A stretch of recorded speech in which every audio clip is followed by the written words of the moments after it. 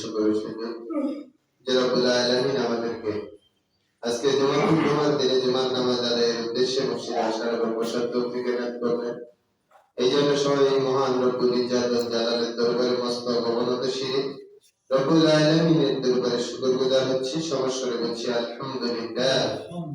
নবীর প্রতি দরুদ ও সালাম সাইয়্যিদুল মুরসালিন আশরাফুল আম্বিয়া মাহবুবে কিবরিয়া নবী নবী মুহাম্মদ রাসূলুল্লাহ সাল্লাল্লাহু আলাইহি ওয়াসাল্লামের শান। সম্মানিত উপস্থিতি, আল্লাহ রাব্বুল আলামিনের কোরআনুল কারীম 27 নম্বর সূরা নামল তেলাওয়াতকৃত আয়াতের নাম্বার হচ্ছে 4।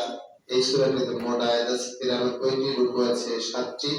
সূরাটি নাযিল হয়েছে বিশ্ব নবী জনাবে মুহাম্মদ রাসূলুল্লাহ সাল্লাল্লাহু আলাইহি ওয়াসাল্লামের মাক্কি জীবনে। আল্লাহ রাব্বুল আলামিনের এই কোরআনুল কারীম 27 নম্বর সূরা নামল, এই নামলের 4 নম্বর আয়াতের আলোকে আজকের আলোচনার সাবজেক্ট বা বিষয় হলো আখিরাত। দুনিয়ার পরে আরেকটা জিন্দেগি আছে, সেই আখিরাতের জিন্দেগি সম্পর্কে কিছু কথা বলবো ইনশাআল্লাহ। আল্লাহ রাব্বুল আলামিনের অসংখ্য হাদিসে কারিমাতকে একটি ছোট্ট হাদিস তেলাওয়াত করেছে, যা তিরমিজি শরীফের 2340 নম্বর হাদিস। আল্লাহ রাব্বুল আলামিনের আলোকে কিছু কথা বলার এবং শোনার জন্য তৌফিক দান করুন সকল বলে আমিন। পৃথিবীতে আর কেউ নেই তোমার মতো গোমা, যত সুখ ভালোবাসা তোমায় ঘিরে,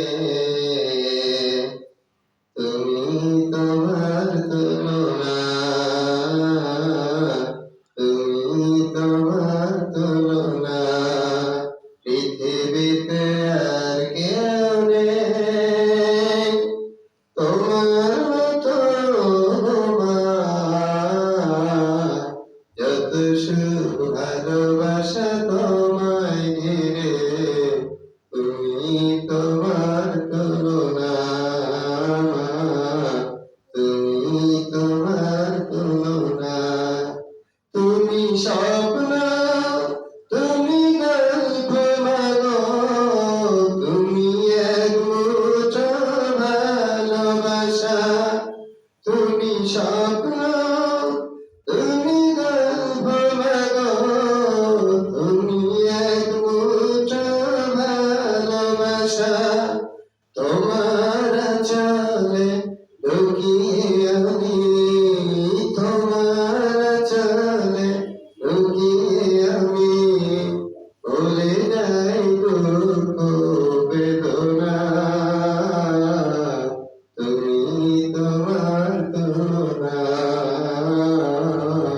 তুমি তোমার তুলনা, পৃথিবীতে আর কেউ নেই তোমার মতো মা,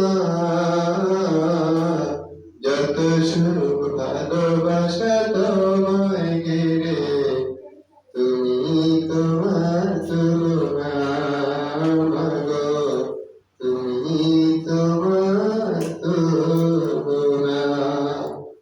আলহামদুলিল্লাহ, আল্লাহ রাব্বুল আলামিনের জমিনে সবচাইতে আপন ব্যক্তিটি যিনি, তিনি হলেন প্রত্যেকটি সন্তানের জন্য তার মা। কথা বলা ঠিক কিনা? আল্লাহ রাসূল সাল্লাল্লাহু আলাইহি সাল্লামকে জিজ্ঞাসা করা হলো যে ইয়া রাসূলুল্লাহ সাল্লাল্লাহু আলাইহি সাল্লাম, পৃথিবীর জমিনে খিদমত করব কার? আল্লাহর নবী বললেন তোমার। আবার বান্দা বললেন যে এরপরে কার? তোমার মায়ের। এরপরে কার? তোমার মায়ের। এরপরে কার? তোমার বাবা। কয়বার হয়েছে? পৃথিবীতে যত মানুষ ভালোবাসে, স্ত্রী, বিবি, সন্তান, কন্যা, পুত্র যাই আছে, যে যতটুকুই ভালোবাসে না কেন, পৃথিবীতে নিঃস্বার্থ ভালোবাসার দেওয়ার যদি মানুষ থেকে থাকে, সেটা তো মায়ের উপরে কারো ভালোবাসা হতে পারে। আল্লাহ রাব্বুল আলামিন এই মাদেরকে ভালোবাসা, তাদের খেদমত করা আমাদের সকলকে তৌফিক দান করুন।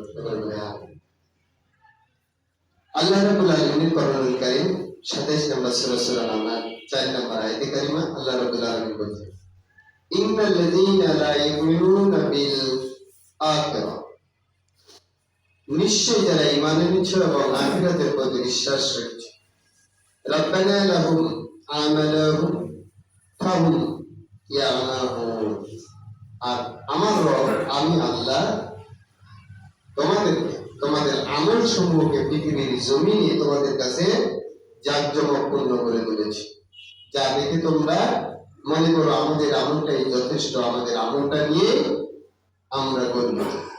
আজকে আমাদের কিছু কিছু সমাজে মানুষ আছে যারা পৃথিবীতে কিছু আমল করার কারণে তারা মনে করে যে আমরা খুব বড় আমল করেছি।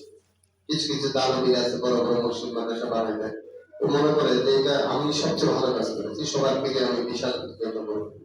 এই কথাটাই আল্লাহ রাব্বুল আলামিন এখানে বলছেন যে তোমাদের রব তোমাদের আমলগুলোকে তোমাদের সামনে এমন জাঁকজমকপূর্ণ করে ধরে তোমরা সেই আমল নিয়ে ব্যস্ত হয়ে যাও এবং তোমরা সেই আমল নিয়ে গর্ব করো। এই আমলের বিষয়টা যে আখিরাত নামে একটা জায়গা আছে, যে আখিরাতে তোমাদেরকে ফয়সালা দেওয়া হবে কার আমল কতটুকু আল্লাহর কাছে গ্রহণযোগ্য হয়েছে, কার আমলের কতটুকু খুলিসিয়াত আল্লাহকে খুশি করার জন্য ছিল, সেই বিষয়টাকে আমাদের ময়দানে কি আল্লাহ রাব্বুল আলামিন প্রকাশ করবে। আর সেদিনই আমাদের আখিরাতের মাঠে আমাদেরকে কি করবেন আল্লাহ রাব্বুল আলামিন ভালো মন্দ বিচার করার পরে জান্নাত অথবা জাহান্নামে ফয়সালা করবেন। কথা বলে ঠিক কিনা? তো আল্লাহ রাব্বুল আলামিন